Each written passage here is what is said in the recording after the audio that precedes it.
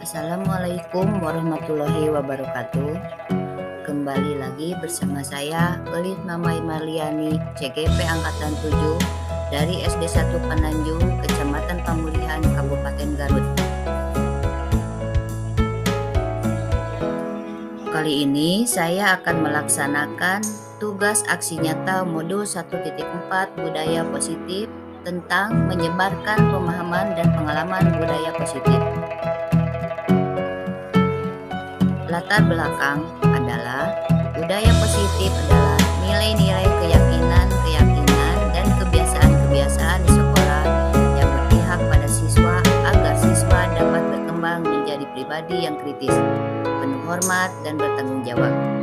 Hal ini sejalan dengan tujuan pendidikan menurut Ki Hajar Dewantara, yaitu menuntut anak dengan segala kodrat yang ada agar mereka dapat mencapai keselamatan dan kebahagiaan, baik sebagai manusia maupun sebagai anggota masyarakat, dalam rangka menumbuhkan dan menerapkan budaya positif pada murid di sekolah, serta menciptakan lingkungan pendidikan yang kondusif. Budaya positif terus dilakukan oleh guru dan siswa, sehingga visi sekolah akan terwujud.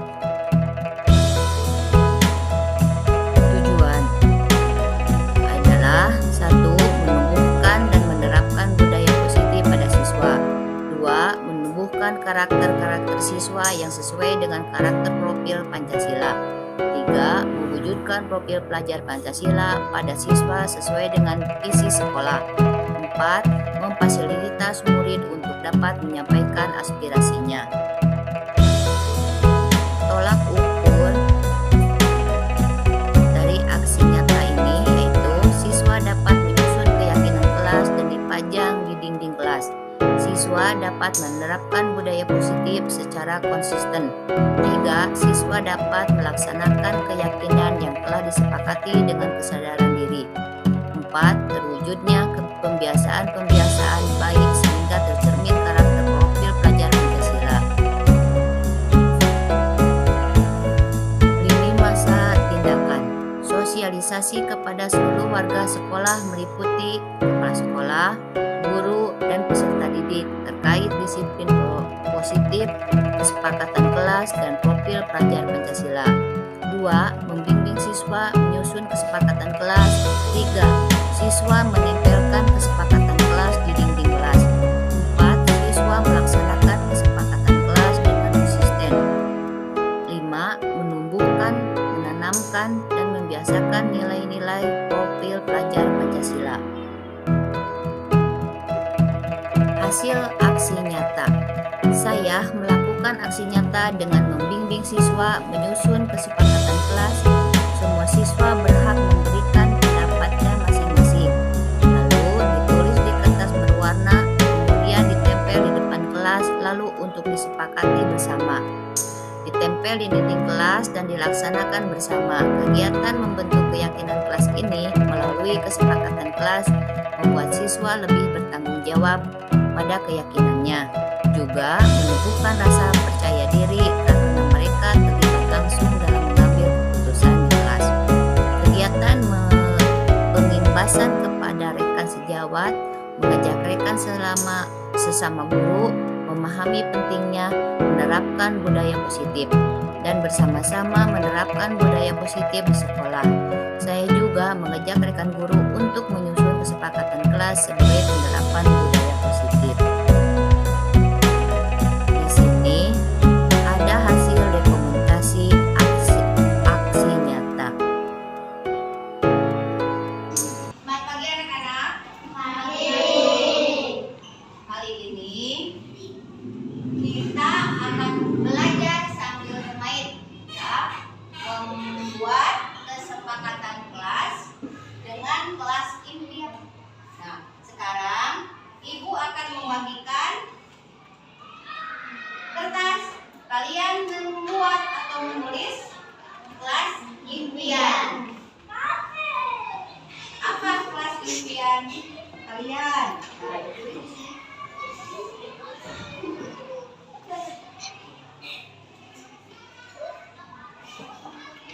kelas impian yang bagaimana biar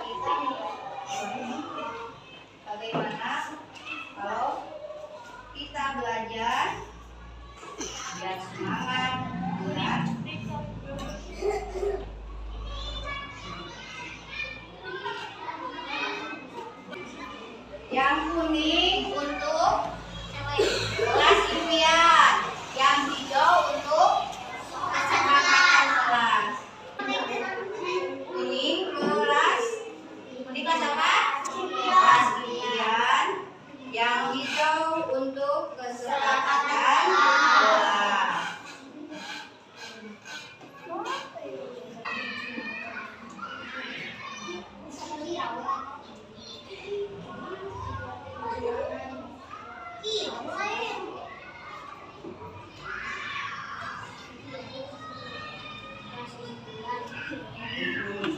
Yang sudah ditempel.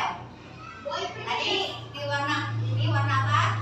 Kuning. Ini warna hijau. Yang sudah ditempel.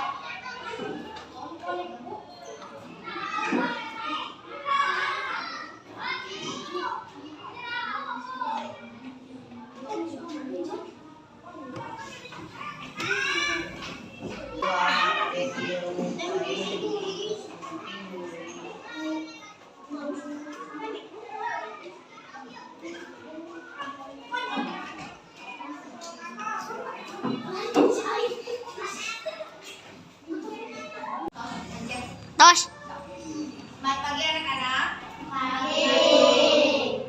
Kali ini kita akan belajar sambil bermain, ya, membuat kesepakatan kelas dengan kelas impian.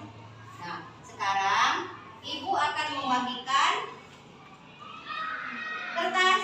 Kalian membuat atau menulis kelas impian. Apa kelas impian kalian?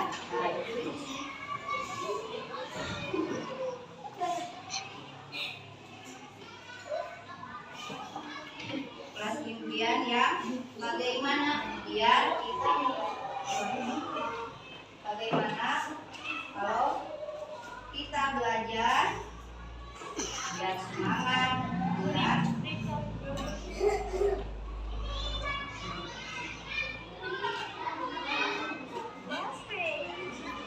Yang kuning untuk kelas impian, yang hijau untuk kesepakatan kelas.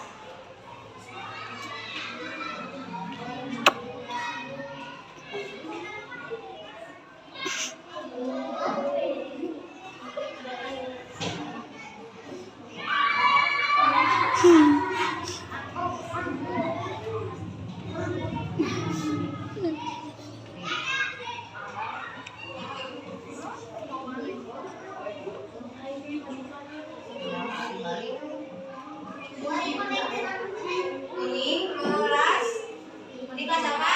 Kelas impian. Yang hijau untuk kesepakatan kelas.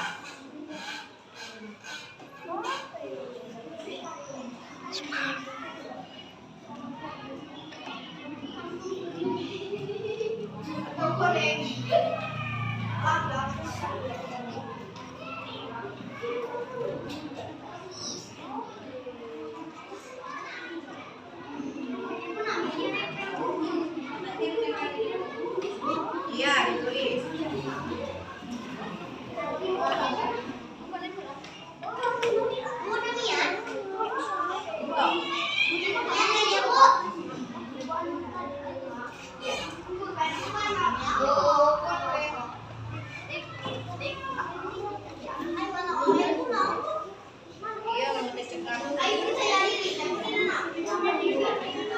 Banana. Yang mana aja sama? Tadi sama biru. Terkirang.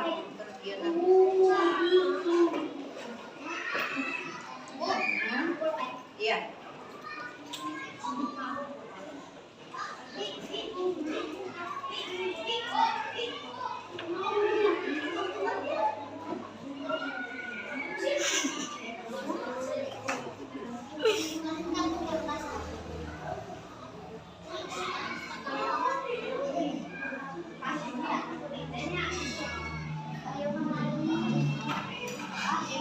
Biar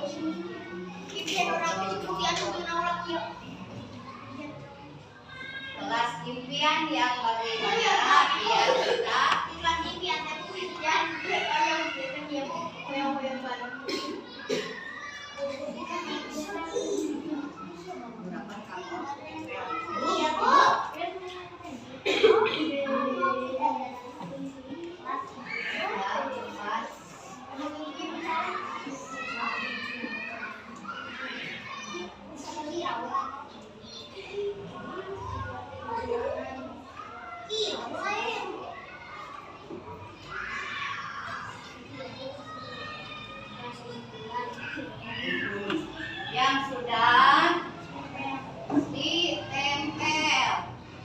Tadi ini warna apa? Kuning. Ini warna hijau. Yang sudah ditempel.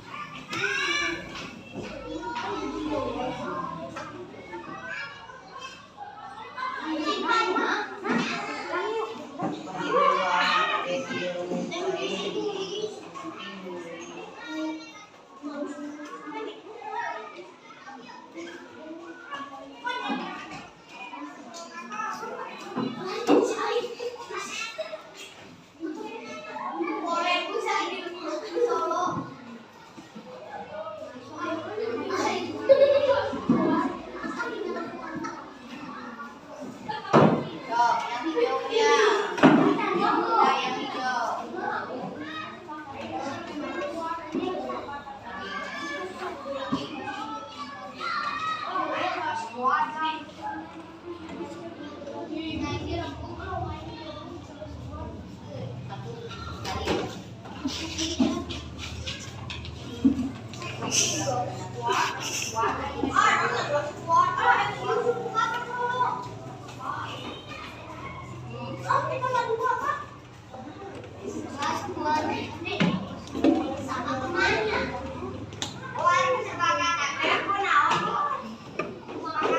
Perjanjian kerja di kelas.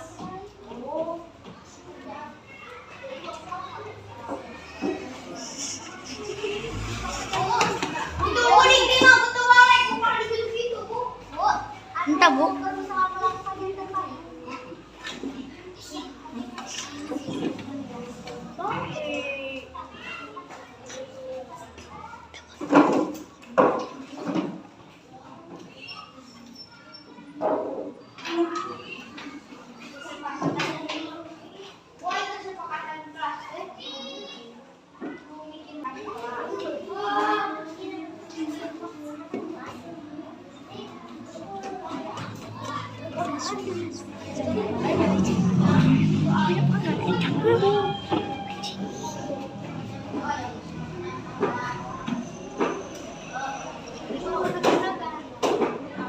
Kita tulis bersama kesepakatan kelasnya, yaitu tadi 1 apa? Jujur. 2 aman. 3 Bersih. bersih.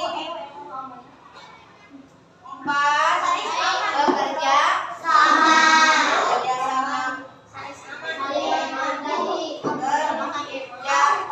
sama. 5 Gotong royong. gotong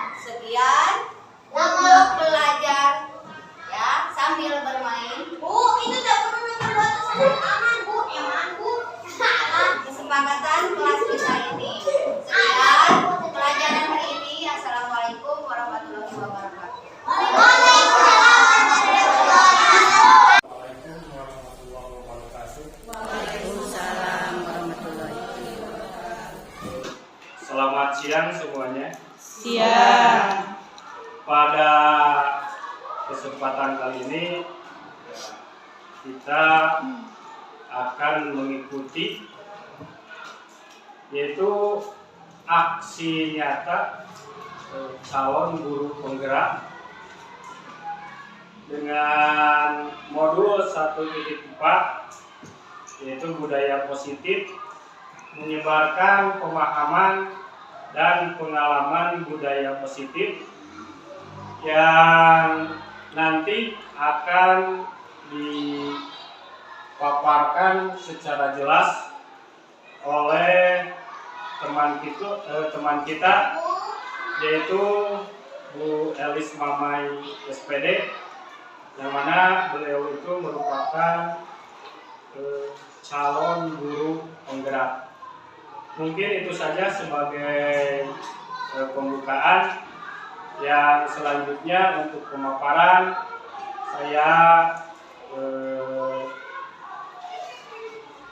persilakan kepada Bu Elis Mamai untuk menyampaikan materinya. Sekian, Assalamualaikum warahmatullahi wabarakatuh.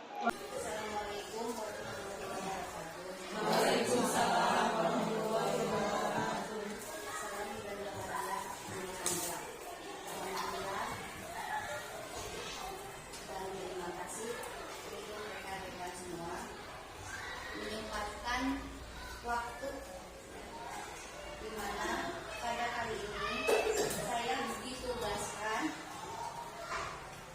untuk membuat aksi nyata modul 1.4 tentang budaya positif, menyebarkan pemahaman dan pengalaman budaya positif di sekolah kita.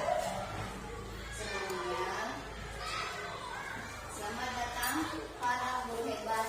Mari belajar bersama, berkolaborasi demi mewujudkan disiplin positif di sekolah kita ini. Kita ke pokok topik dalam eksplorasi konsep ini.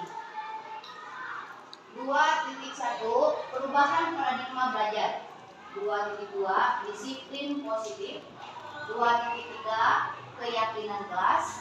2.4 Pembentukan dasar manusia. 2.5 Restitusi 5 posisi kontrol, dan 2.6 restitusi segitiga. Pembelajaran 21 yaitu perubahan paradigma belajar. Apa itu paradigma belajar? Paradigma belajar untuk membangun budaya positif sekolah, menyediakan lingkungan yang positif, aman, nyaman,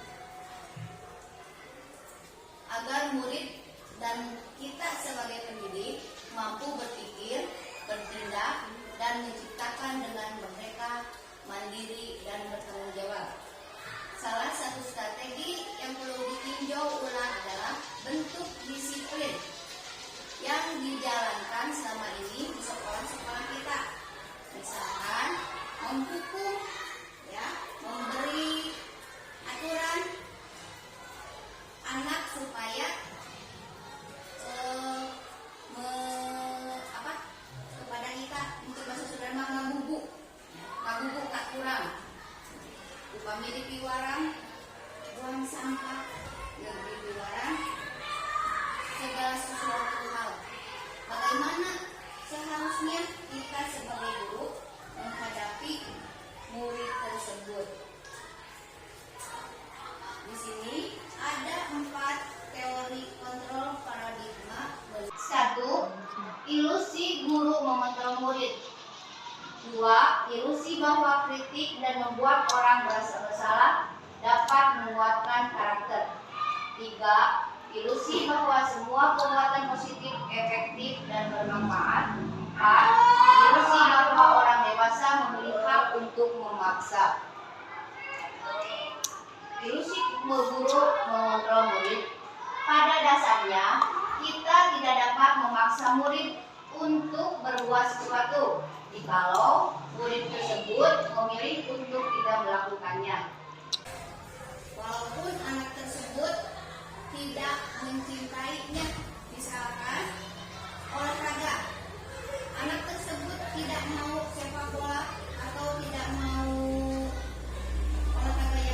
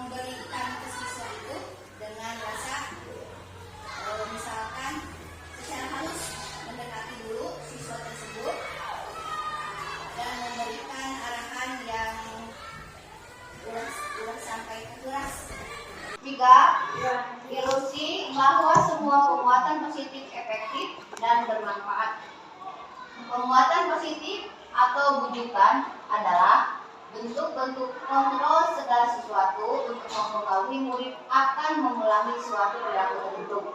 Adalah suatu usaha yang mengontrol murid tersebut dalam jangka waktu tertentu. Kemungkinan murid tersebut akan menyadari dan mencoba untuk menolak bujukan kita. Atau bisa jadi murid tersebut menjadi tergantung pada pendapat sang guru itu. Misalkan guru kelas 4 gurunya ini disuruh oleh guru yang lain. Di sini anak-anak jarang melaksanakan suruhan perintah guru yang lain. Jadi nurut ke satu guru tersebut. Ilusi bahwa orang dewasa memiliki hak untuk memaksa. Di sini guru atau orang dewasa memiliki hak untuk memaksa. Banyak orang dewasa yang percaya bahwa mereka memiliki tanggung jawab untuk membuat murid-murid berbuat hal-hal tertentu. Adapun yang dilakukan dapat diterima selama ada sebuah kemajuan berdasarkan sebuah ketentuan bekerja. Pada saat itu pula orang dewasa akan menyadari bahwa perilaku memaksa tidak akan efektif untuk jangka panjang dan sebuah hubungan mengusulkan asal tertentu. Perilaku memaksa, misalkan kita sering contohnya anak-anak di lapangan sering bermain sepak bola. Kami atau kita memaksa bahwa anak tersebut tidak boleh main di lapangan supaya tidak rusak kena kaca atau halaman. Itulah paradigma sekarang pembelajaran buat disiplin positif. Apa sih disiplin? Disiplin berasal dari bahasa Latin disciplina yang artinya belajar. Makna asal dari kata ini berkonotasi dengan disiplin diri dari murid-murid Socrates dan Plato. Disiplin diri membuat orang menggali potensi menuju sebuah tujuan apa yang dia hargai.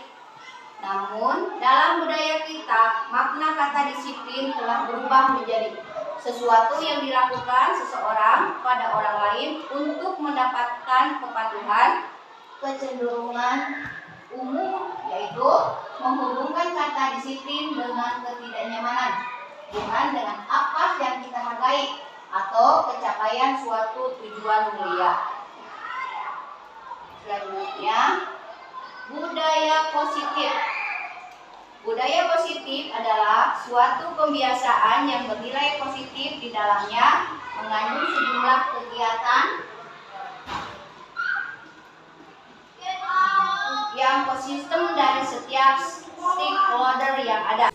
Di lingkungan sekolah, guru dapat menerapkan budaya positif seperti bekerja sama dengan rekan sejawat, seperti kita, berinteraksi secara akrab dengan peserta didik, menerapkan sikap disiplin dan bertanggung jawab, serta menjadi teladan bagi peserta didik. Sedangkan di lingkungan kelas, salah satu langkah yang guru dapat lakukan adalah membangun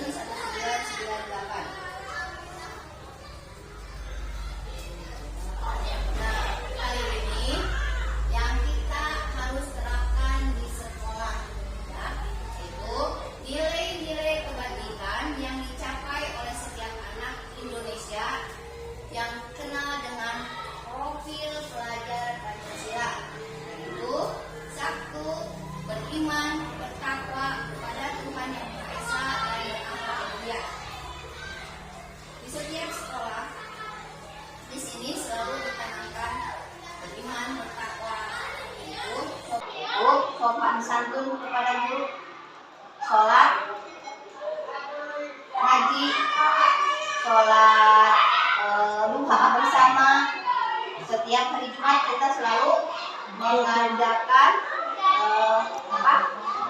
Asmaul Husna, baca Yasin, itu yang termasuk ke dalam 1. 2, mandiri. Di dalam mandiri, anak atau siswa harus mandiri, tidak boleh manja, harus berangkat sekolah sendiri, mandi sendiri, dibudayakan, segala sesuatu harus mandiri. 3, bernalar kritis. Anak harus bisa bernalar. Misalkan kelas 3 ada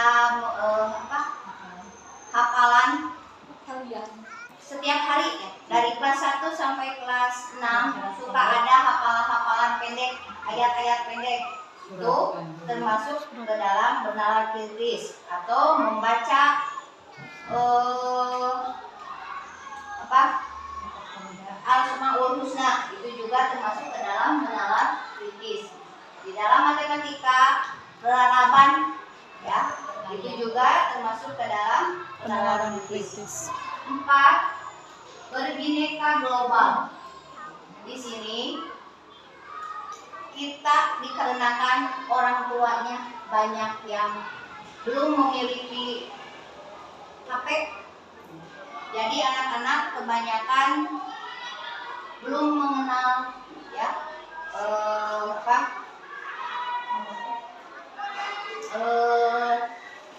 HP atau cara pengerjaannya.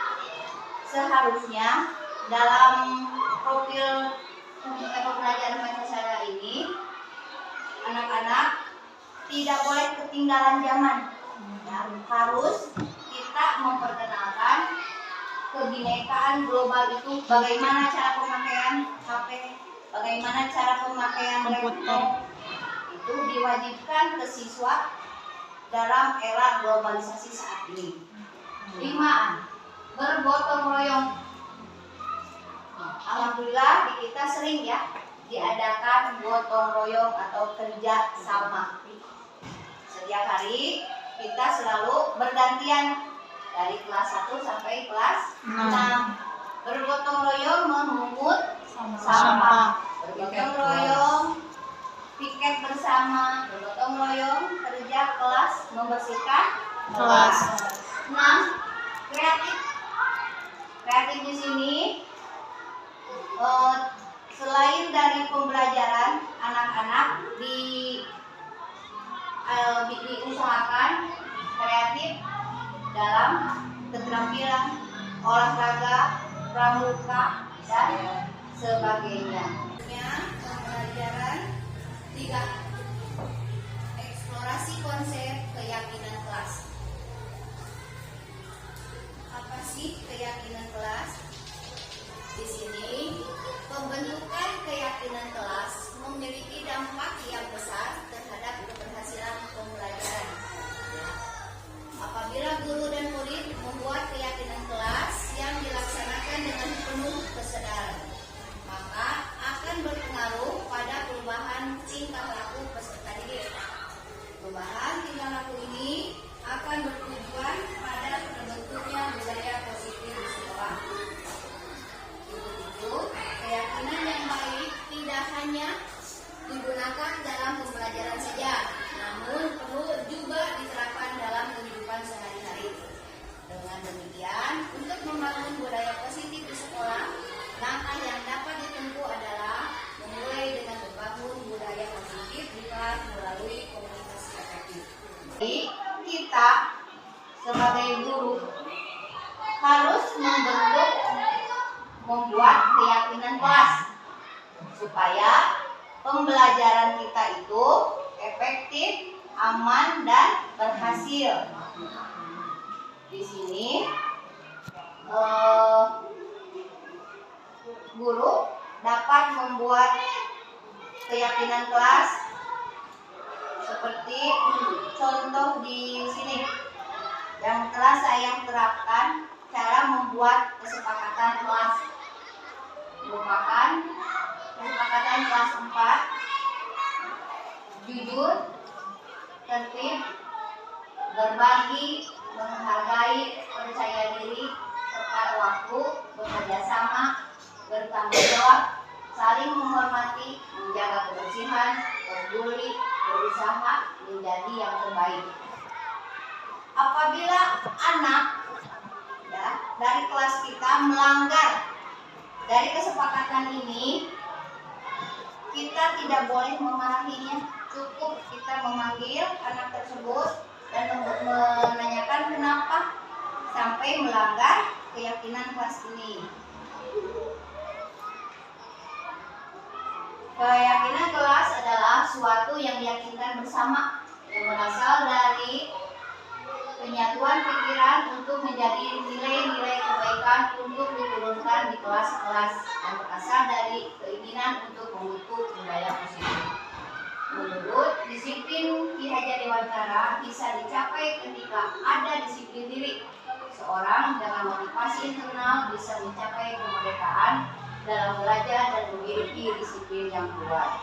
Sebelum dilanjut, jadi kita berdiri bersama daripada kita ngantuk. Di sini ada sebuah lagu ya.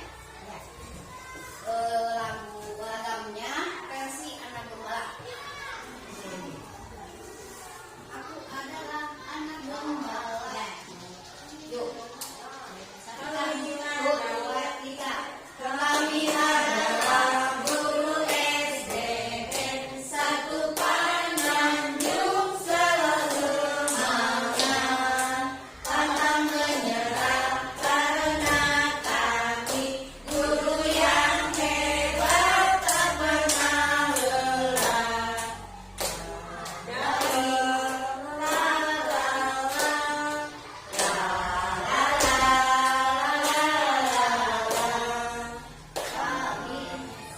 Kami selalu siap dan tangguh untuk hadapi semua masalah, karena kami guru SDN satu Pananjung, guru yang hebat.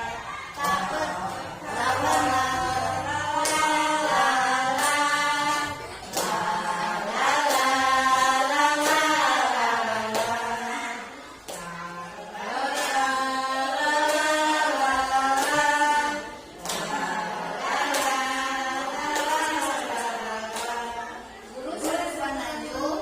Oke. Baik ke pembelajaran titik 4.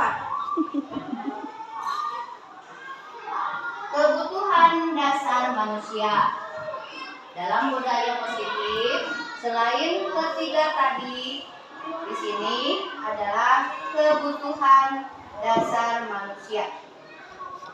5 posisi kontrol dalam mewujudkan budaya positif, di mana posisi guru dan orang tua berada.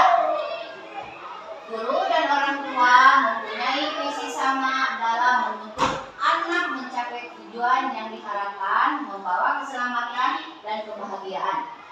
Dalam perjalanan mempengaruhi kehidupan di rumah dan di sekolah, ada beberapa ketidakcocokan antara harapan guru dan orang tua dengan perilaku yang ditunjukkan anak, yang dibutuhkan dengan adanya pelanggaran keyakinan bersama yang telah dibuat. Seperti contoh ya,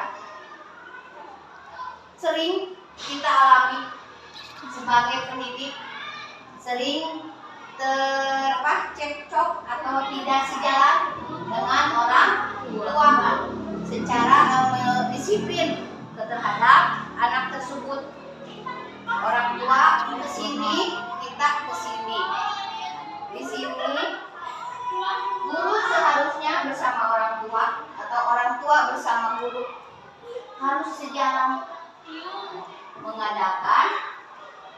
mewujudkan budaya positif tersebut. Jadi seharusnya kita mengadakan atau memanggil orang tua ke sekolah untuk membicarakan budaya positif kontrol tersebut. Selanjutnya, berdasarkan teori kontrol Dr. William Glasser menyimpulkan 5 posisi kontrol yang diterapkan seorang guru, yaitu penghukum, pembuat rasa bersalah, teman, pemantau, dan manajer. Pertama adalah penghukum. Posisi kontrol ini masih diterapkan oleh beberapa guru dengan anggapan hukuman mempercepat penyelesaian masalah tanpa memikirkan dampak buruk yang ditimbulkan.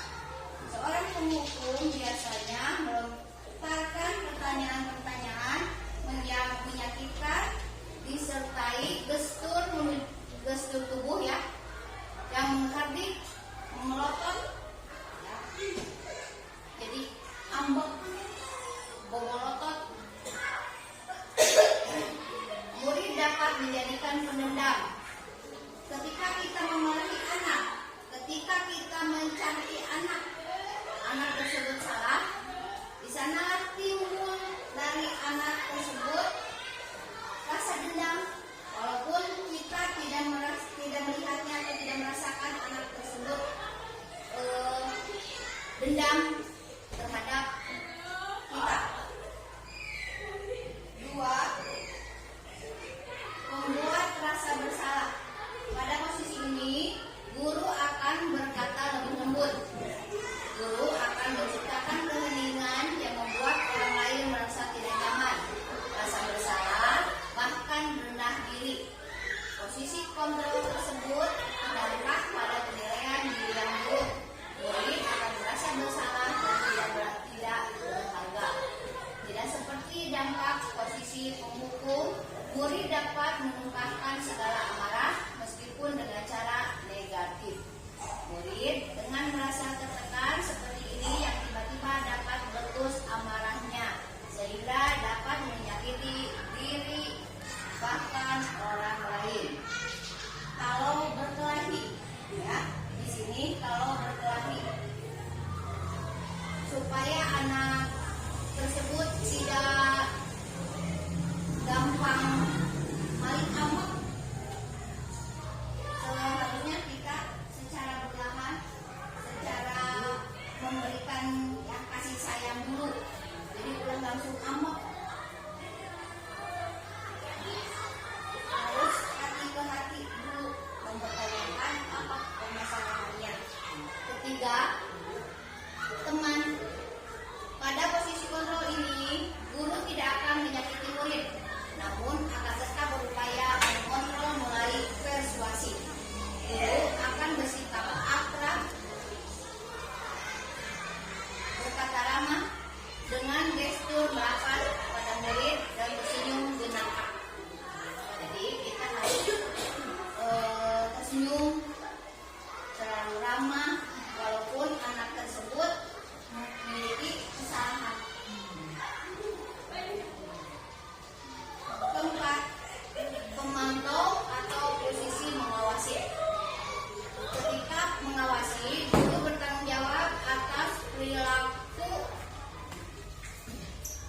murid-murid yang diawasi. Posisi pemantau berdasarkan peraturan-peraturan dan eksekusi. Dengan menguasai saksi atau persepsi, guru dapat memisahkan hubungan pribadi dengan murid. Dengan posisi tersebut berawal dari ingin menunjukkan tanggung jawab guru dalam mengontrol murid, sehingga pemantau sangat mengandalkan penghitungan, catatan, data yang dapat digunakan sebagai bukti atas perilaku seseorang. Jadi kalau kesalahan itu tidak boleh ditulis. Sesudah salah, anak tersebut dikasih saran, tidak ada permasalahan lagi. Kalau kita sering ya sampai Pak kumaha. Nah, posisi kontrol yang terakhir adalah posisi di mana guru melakukan sesuatu bersama murid, mempersilahkan murid bertanggung jawab perilakunya. Pendukung murid akan dapat menemukan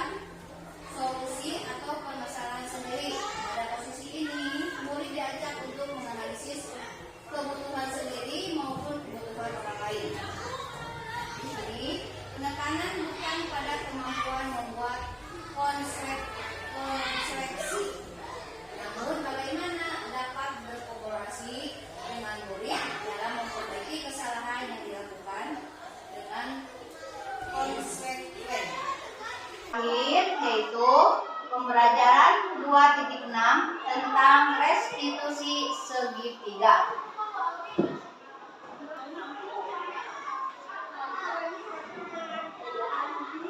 Terdapat 3 langkah pada restitusi atau dikenal dengan segitiga restitusi.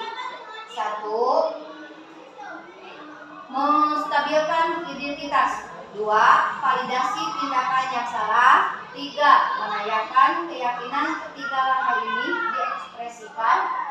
Jadi 1 dan 2 langkah, ketiga kesimpulan dari tingkat 2. Langkah pertama restitusi adalah menstabilkan identitas. Bagian ini bertujuan merubah orang yang merasa gagal karena berbuat salah menjadi orang sukses.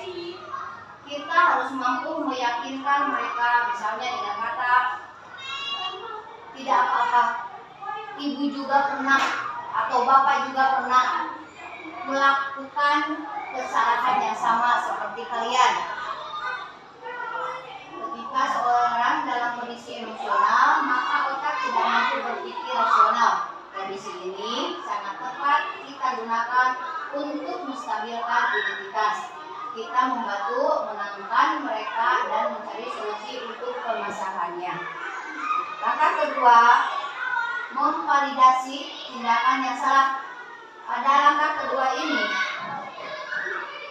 kita terlebih dahulu memahami kebutuhan dasar yang mendasari tindakan murid kita. Menurut teori kontrol, semua tindakan pasti memiliki tujuan, entah baik ataupun buruk. Ketika kita menolak murid yang bersalah, maka mereka akan tetap dalam masalah. Yang lebih diperlukan adalah kita memahami akan alasan mereka berbuat atau berbuat kesalahan hingga mereka merasa dipahami. Selanjutnya, ketika langkah pertama dan kedua sukses dilakukan, maka anak lebih siap dikaitkan dengan nilai-nilai kebajikan yang dia percaya dan berpindah menjadi orang yang ia inginkan. Kehidupan masa depan yang mereka inginkan sangat penting ditanyakan. Ketika gambaran masa depannya sudah ditemukan, maka guru dapat membantu mengarahkan mereka tetap fokus pada gambarnya. Segitiga ini dapat menumbuhkan motivasi internal murid untuk disiplin positif dan terbiasa mencari solusi dengan permasalahannya.